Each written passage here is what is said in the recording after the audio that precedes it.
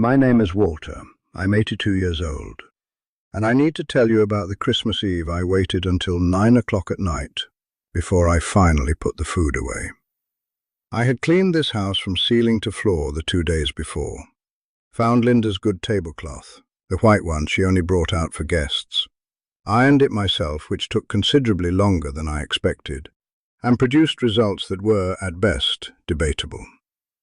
I cooked a pot roast, made the green beans the way she used to, set 6 places at the table, and I waited. By 7, 2 of my 5 kids had called to say they couldn't make it. Daniel had work the next morning. Karen's youngest had a stomach thing. By 8, Stephen had sent a text. By 9, I was sitting alone at a table set for 6, eating by myself, the pot roast going slightly dry. Rachel called at 9:30. She said, "Dad, I'm sorry, it just didn't work out this year." I told her it was fine. I don't know why I said that. Habit, probably. Or something older than habit. She said, "We'll make it up to you." And I said I knew she would. And we hung up. I sat in this kitchen for a long time after that. The refrigerator hummed the way it always does. Through the wall I could hear faint noise from Thomas's television next door. The pot roast sat there. Linda's tablecloth, still white, still ironed. 6 settings with nobody in them. And I thought, when did I become someone my own children work around? I want to tell you about that because I think some of you are sitting somewhere right now asking yourself the same question. I raised 5 children in this house. These same walls, these same floors. After Linda died, the first year was different. More calls, more visits. Daniel came by twice a month just to check. Karen called every Sunday. Rachel spent a whole week in October. The second year got quieter. The third, quieter still. By the 4th year, I had stretches of weeks where the only person who spoke to me in person was Thomas asking about a wrench or the woman at the pharmacy. I told myself that was normal. Adults have lives. I wasn't going to be the kind of father who made his children feel guilty for having moved on. I understood it, respected it even. But there is a distance between understanding something and being all right with it. And for a long time I had been treating those 2 things like they were the same. The practical problem was simple. My kids weren't coming. The problem underneath it, the one I didn't have words for yet, was that I had started to feel like I was already becoming a memory while I was still here. So I did what you're supposed to do, what the books say, what every well-meaning person tells you. I reached out more. I started calling on Sundays, kept it short, kept it light, asked about the grandkids, asked how work was going, asked about nothing in particular, just so they'd hear my voice and remember I existed. I thought if I was present enough in small ways, they'd feel the pull of that. What happened was not what I expected. Daniel started letting calls go to voicemail. When he did pick up, there was a tone, not unkind, but careful. The tone of someone being patient, like I was something he was fitting in between things that actually needed fitting. Rachel went 3 weeks without calling back. When I finally reached her, she said, "I know, I've been meaning to call." 3 weeks, and she'd been meaning to. I started to hear myself on those calls, asking about the grandkids' soccer games, asking if the house repairs he'd been meaning to do ever got done. And I heard what I sounded like. A man working very hard to seem easy to talk to. A man performing lightness he didn't entirely feel.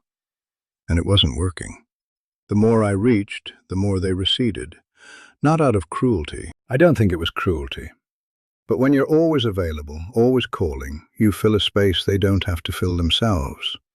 They don't have to wonder about you. You're already there. So I tried the second thing.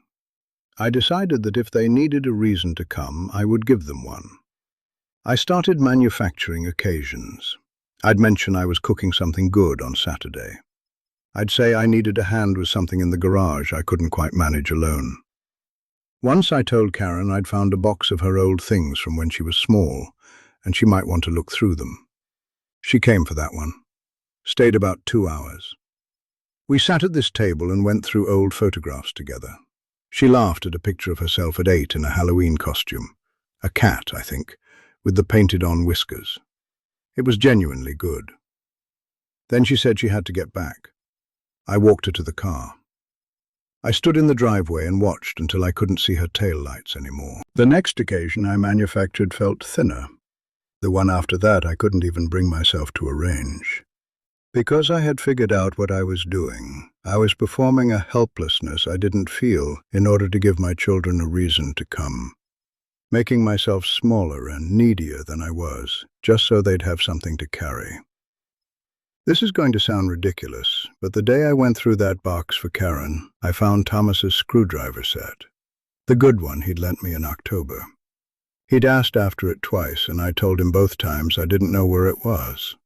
It was at the bottom of the box, underneath Karen's old report cards. I still cannot tell you how it got there. I returned it without saying a word about where I'd found it. Some things are better left unexplained. But something about finding that screwdriver, the absurdity of it, made me sit down on the hallway floor and just stay there for a minute, looking at a box of my daughter's childhood that I'd staged as a prop to get her to visit. I felt something shift. I didn't have the words for it right then, but something shifted. I tried the third thing. I thought, if I can't give them a reason to come, I'll make it impossible for them to feel guilty about not coming. I stopped asking entirely. When they called, I kept it brief and cheerful. I ended calls before they could. I asked nothing, needed nothing. I thought, if I remove all my edges, all my weight, maybe they'll want to be around something so weightless. What happened was, they came even less. Because when there is no emergency, there is no reason to rearrange a Saturday. When you have no apparent needs, you are easy to put off until later. You become something that will keep. I had made myself so invisible that I was, in fact, invisible. Stephen didn't call for 6 weeks. When he finally did, he said, "You doing okay, Dad? Haven't heard from you." As though I had been the one going quiet. I had been. Had been so busy not asking that I had simply disappeared. By February of that year, I hadn't seen any of my children in 11 weeks. I remember sitting in this chair on a Sunday evening looking at the clock, trying to remember the last time someone had sat across from me at this table. I had done everything correctly, not complained, not guilted, not asked, been patient and small and gracious about every cancellation, and I was completely, utterly alone. I stopped calling after that, not as a plan, not as a trick. I was just tired. Tired in a way that felt different from regular tired, the kind that settles in your chest and doesn't move. I had spent years extending myself toward people who weren't quite extending back, and I had run out of the particular energy that kind of reaching requires. So I stopped. I started going to the hardware store on Tuesday mornings, not because I needed anything, but because it gave me somewhere to be. I ate breakfast slowly instead of standing at the sink. I let the answering machine do what it was built to do. I watched a few more sunsets than I had in recent memory, standing at the back window with a cup of coffee that had gone mostly cold. 3 weeks passed. Then Daniel called. A Wednesday afternoon. He never calls midweek. I almost let it go to the machine out of pure surprise. "You doing all right, Dad?" I said I was fine.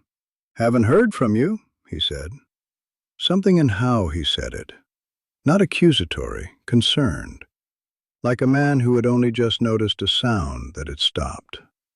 I didn't explain. I said I'd been keeping busy. He asked a few questions about nothing in particular, and then he said he'd stop by Saturday. He came. He sat at the kitchen table. We talked for almost 2 hours about his work, a car problem he'd had, something funny one of his grandkids said. I made coffee. He drank it. He wasn't trying to check a box. He was just there. Karen called 2 days after that. Rachel came out the following weekend, stayed for dinner, helped me find something I'd been looking for on the top shelf of the pantry, that I'd been meaning to deal with for 3 months. I didn't do anything clever. I want to be honest about that. I did not play a game or set a trap or manufacture my silence to teach them something. I was simply too tired to keep extending myself toward people who weren't meeting me halfway. And when I stopped, they noticed. They noticed because the space I had always been filling, with calls and excuses and manufactured occasions, was suddenly empty. And an empty space, it turns out, is something people can feel. I don't call every week now. Sometimes I let 2 or 3 weeks go. What I've found is that they call more than they used to. And when they come, and they do come more than before, they come differently. Not to check something off. To be here. Daniel stopped by last month just to sit. He brought one of his boys. We watched some football on television and didn't talk much, and that was exactly what I needed and didn't know I'd been missing for years. The boy fell asleep on the couch. Daniel and I sat in the quiet together, and I thought, this is it. This is what I was after. Not the calls. This. I'm not going to tell you it fixed everything. There are still Christmases with more chairs than people. There are still Sunday afternoons that get long and quiet in ways that have a particular weight to them. But I stopped performing need I didn't feel, and I stopped swallowing need that I did. And somewhere in that middle space, something settled.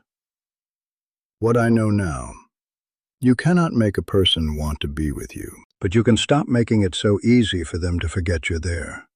Not out of cruelty, never that, just because you are still a person with a life that continues. Because your silence is also something.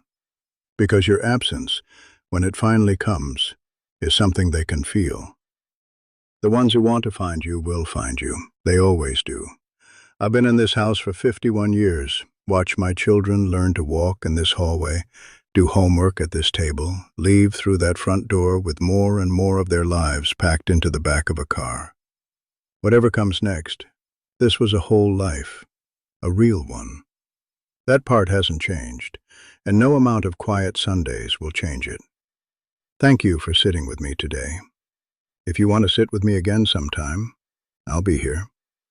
Take care of yourself, whatever that means to you.